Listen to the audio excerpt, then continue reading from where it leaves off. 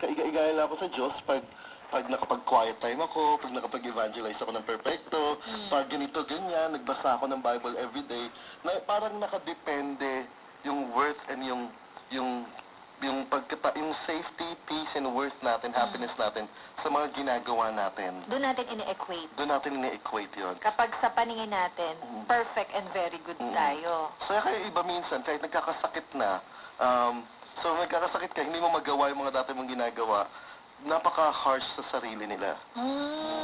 At itong sandali lang, may sakit ka. Oo. Diba? Pero pipilitin pa rin nilang mag-perform. Pipilitin pa rin mag-perform. Okay. Doon babawi. Okay, may nag-hello lang sa inyo. Si Vince Santiago. Good to hear you sa Family Matters. Regards din daw sa iyo, Kuya Sir Vince. Vince, morning Okay, bibigyan daan ko muna ang ating mga butingting and kutingting partners.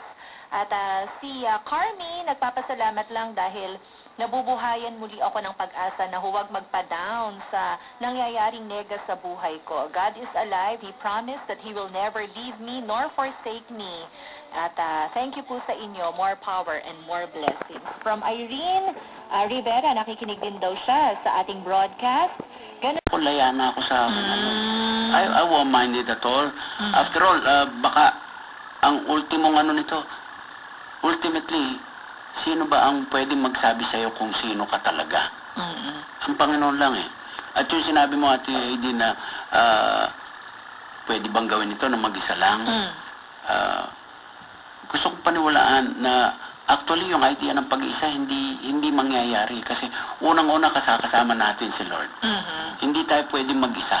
Yung sa isla na sabi mo, Kuya Noel, nandun ka lang mag-isa, hindi, nandun pa rin si Lord eh. At nagsisimula lahat doon. Gusto kong paniwalaan, ayon sa Biblia, nagsisimula lahat doon. So that kung tinanggap ka ni Lord, open ka na mag-ahayag kung sino ka sa kapwa mo dahil ginugusto mo yung relasyon. Talagang matindi pala yon. At yun pala yung makaka-provide nung kalayaan. And so, pagka nagbukas ka na, si Lord na magsasabi na, tama yan, tuloy mo lang, at makakahawa ka na sa iba. Ako gusto kong isipin na kasama yun sa mga ipinako sa krus. Kasama siya. Oo, Eksakto. siya. Eksakto. Saka importante yung yung salita na manggagaling sa Panginoong Jesus na magpapalaya sa atin sa shame. Tama. Oo, kasi siyempre nakarinig tayo ng kung ano-anong mga salita, na bobo ka, pangit ka, ganito ka. Counter mo yun. So, kaya importante na makarinig tayo ng salita sa Panginoon na doon tayo mag-identify na ikaw ay anak ko. You are fearfully and wonderfully made.